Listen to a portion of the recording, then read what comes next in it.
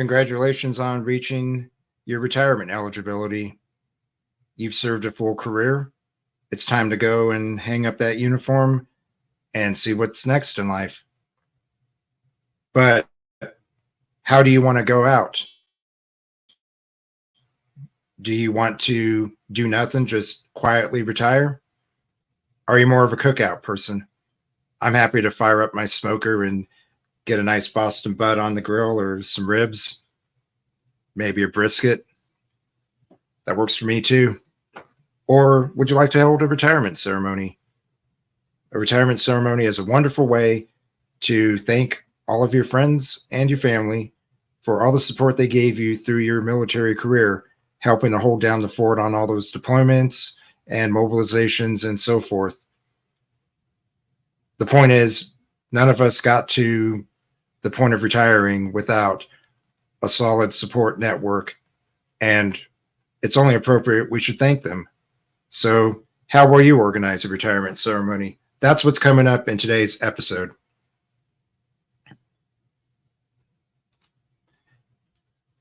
Today's show is sponsored by my wife, Wendy, and her web design business. Wendy designs websites to get your business, podcast, or church found online.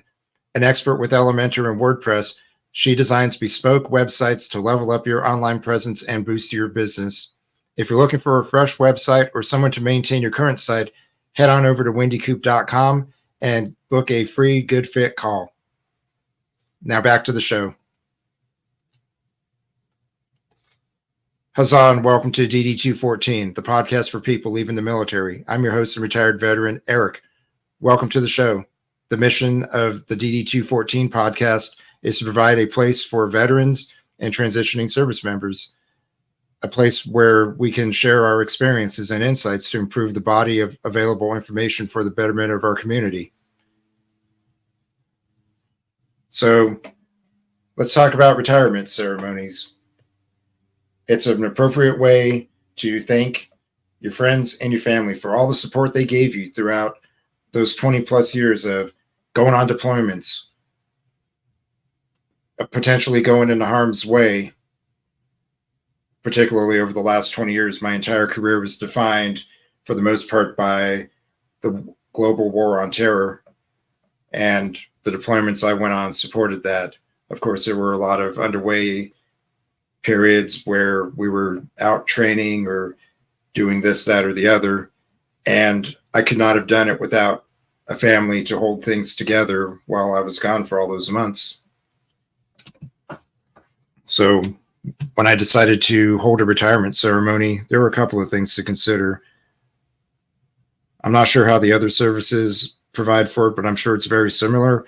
But in the Milper's Man 1800 series articles, which contain, among other things, the whole process for conducting a retirement ceremony, the command you're at is supposed to provide certain things, such as a band, a color guard, a chaplain, military-themed decorations, and so forth.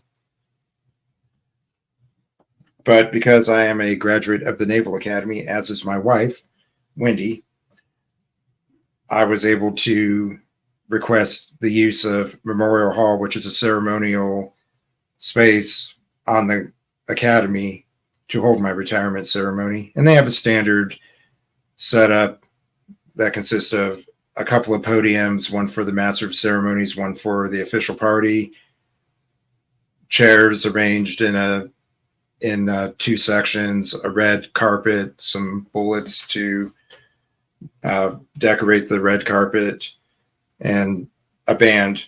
So I got all of those things arranged. I requested the time and the date, gave them a couple of times and dates. They came back with what would work. I decided on what was going to work, and I was able to hold a wonderful retirement ceremony at the military school, the Naval Academy that I commissioned from, where it all began, and I got to end my career at the same place. So a nice full circle kind of thing.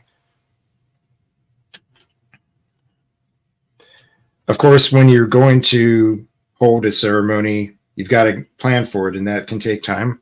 So I put in the request. I organized mostly on my own, really.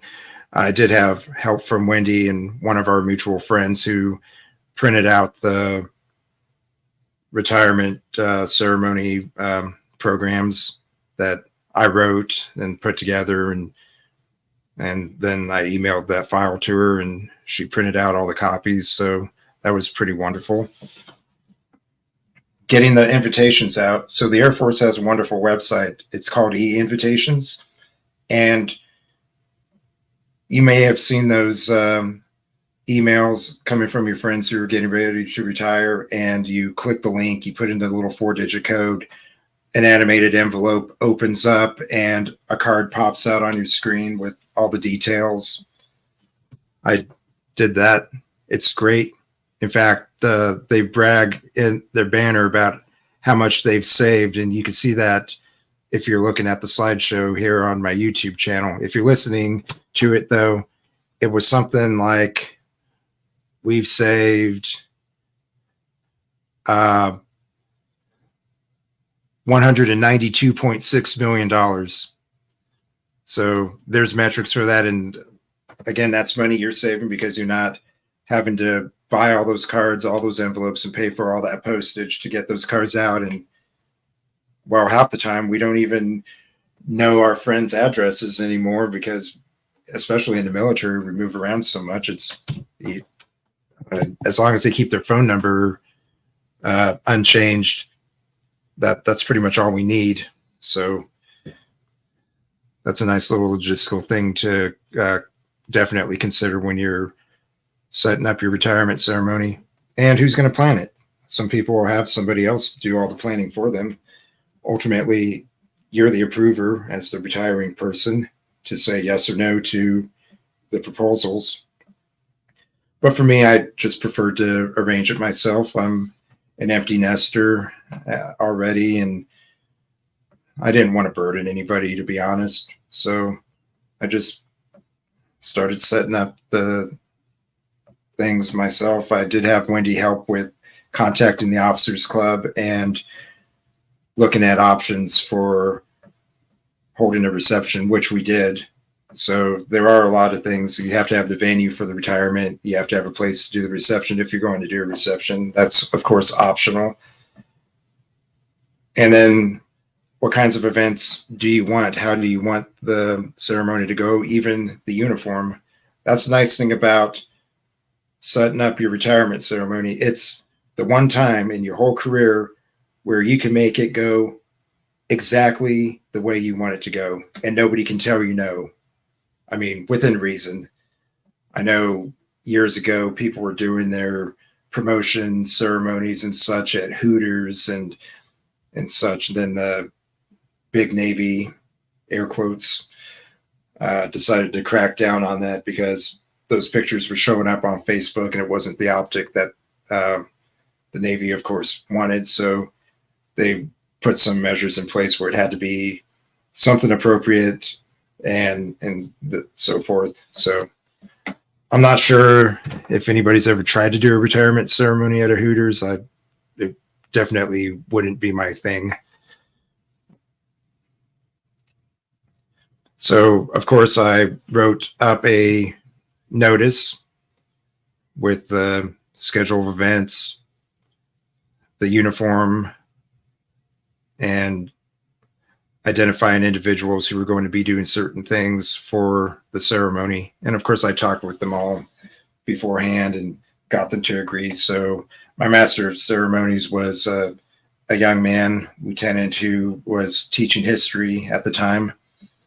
And him and I had served together many, many years ago when he was an enlisted sailor. He was a bosun's mate, and he wanted to get a commission. He had a college degree and everything. So I helped him with his officer package. He did get a commission. He did become a surface warfare officer, just like me. And he was very happy to be my master of ceremonies. My retiring officer and I were serving in the Pentagon in different offices, but I had known him since I entered the Naval Academy back in 1997. He was my first boss. my squad leader. And we had a lot of fun. He trained us up real good, and we were serving together. We'd been friends for a long time, so he was happy to be my retiring officer. So I really was grateful for that. So those are the kinds of things you have to start thinking about. And then, of course, which events you want, because some people do a 30-minute retirement ceremony. I've been to some that were 2.5 hours because there was a lot going on. And I wanted mine to be somewhere in between, in the middle.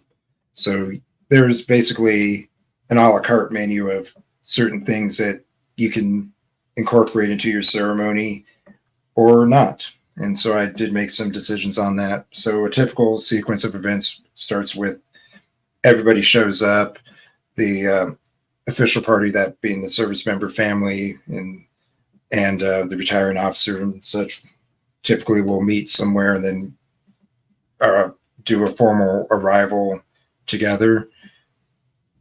Then you start with a parade of colors by the color guard. The band plays the national anthem, or a lot of people like to have somebody sing the national anthem. I decided I wanted a band. I wanted the Naval Academy band, and they played patriotic music before the ceremony, a little bit after, and played the national anthem. So it was really classy. I had my friend, a senior chief I had served with, actually on the same ship as my master of ceremonies. He retired as a senior chief, and he's ordained man of faith. So I had him act as my chaplain for the ceremony, and he did the invocation. Then my retiring officer made his remarks, told some sea stories about our experiences together. And then I finally got up and I made my speech. So you should definitely have a speech written. I brought the hard copy. I had a page or two, just something I could glance down to make sure I was staying on track, because I wrote it the day before. So I already knew what I was saying, and that was pretty fresh in my mind, but it helps just in case if you're not very good at public speaking. And I don't consider myself very good at public speaking, but I can at least get by without stumbling too much. Or index cards might work for you. That's entirely a matter of preference, I think. Then we had some ceremonial type events. A lot of people do the poem I Am Old Glory, and that involves having a service member in every pay grade from where you started to where you finished passing a folded flag ultimately to you. And it's kind of a long one. I've seen them be very long. I decided to forego that particular one. I did have my master of ceremonies read The Watch, which is a poem that basically summarizes what a sailor's career is like, all the watches they stood, and now it's time to go ashore. So the watch metaphorically has been relieved by the people who are remaining in the service, because we all have to leave at some point. Can't stay forever. Then I got my award, my Meritorious Service Medal. And for your award, don't submit it as a end of tour award. It should be written to encompass your entire career. That was a huge learning point for me, because I submitted my first draft and my supervisor handed it back to me and explained, no, you should write this for your entire career. This should encompass everything that you've done, not just at this particular tour. So that was a learning point for me. So that's a bit of advice that I learned, and it worked for me, and I got my award, and it was written to encompass my entire career. Same with my final fitness report, because he was my reporting senior. He also told me that I should write that last fitness report to encompass the entire career. I mean, it's a paperwork drill ultimately. And once you are retired, they don't really mean anything anymore. Prospective employers aren't going to ask for your fitness reports. They, especially if they're civilian, they don't even know what that is. But we'll talk about that a little bit more in a future episode when I cover the practice of writing a resume and preparing for an interview. Then, of course, at the end of the ceremony, you have your official party depart. So I have a few pictures. This is a picture of me handing a bouquet to my mother-in-law. And I ended up buying 3 bouquets for 3 mother-like figures. My own mother was not able to make the trip out from California. But I had my mother-in-law, my sponsor mother. Every midshipman is assigned to a local family that serves as their sponsor. If nothing else, provides a place to hang out on the weekends to just to get away from the academy and let your hair down a little bit, or they can get you to the airport and things like that. So I stayed in touch with them. In fact, rented a spot from them when I was on instructor duty. And so we have a pretty close relationship. So I gave her flowers as well. And then the third I met during my instructor tour. I decided to join the bowling league, and I was placed on a team with a member of the class of 71 and his wonderful wife. And they treated me very well, and we became pretty close. So I gave her flowers as well. And then, of course, I gave Wendy her flowers. So, you know, you can get decent flowers at Target. I actually bought those at the local Target that morning, and certainly not cheap, but nothing like what I would have probably been spending if I had gone to the professional florist right outside the gate of the academy. So that's a little tidbit there if you're trying to be a little bit frugal. Not cheap, frugal. And there I am making my remarks. You can see behind the podium that my friend, the retired senior chief, he was my chaplain, like I mentioned earlier. And then there, of course, is Wendy sitting in the chair with her flowers that I gave her. And there's my retiring officer, who I've known since 1997, like I said earlier, giving me my award. Now, the nice thing about the retirement ceremony, too, is you can make it however you want. And that includes deciding on the uniform. So some people do it in more formal uniforms like service dress blues. I decided to do it in service khakis because that's what we were wearing at the Pentagon. And we were both, since we're both surface warfare officers, we were all given a few years back these really nice leather jackets that look pretty cool. So I decided that we were going to wear our SWO jackets, as we call them. And I also asked my friends who were attending in uniform to wear them if they were also surface warfare officers, or for the aviators to wear their leather jackets. And there we are, the start of the departure of the official party, Navy family departing. So we get bombed ashore first, then the good captain and the chaplain will follow after. So that's a little bit about the retirement ceremony. Of course, I have some resources here, which I will also paste into the description on the YouTube channel and in the show notes. These are resources where you can go, and I've included what I could find for the other branches of the service if you haven't already started looking at all the things that you need to look at for retiring. So hopefully you'll find those useful.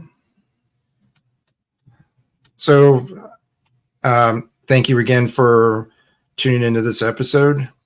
I'm on the fence as to what the future episodes will be in the immediate future, but some of the things I do want to delve into are things like write in a resume, which I may have some dated information since AI really took off in the last couple of years. So I should be able to provide some useful information on that.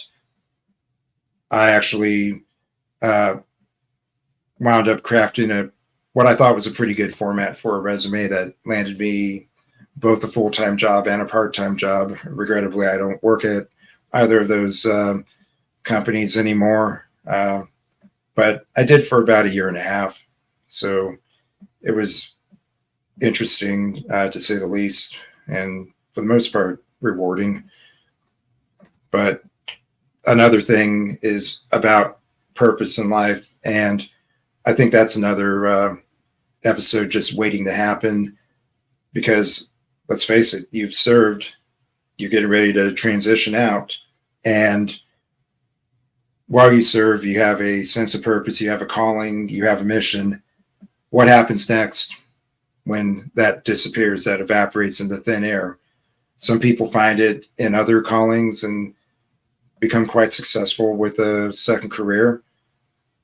For me, I'm currently finding a sense of purpose in doing volunteer work. So I volunteer at my church, helping people park their cars on Sunday mornings.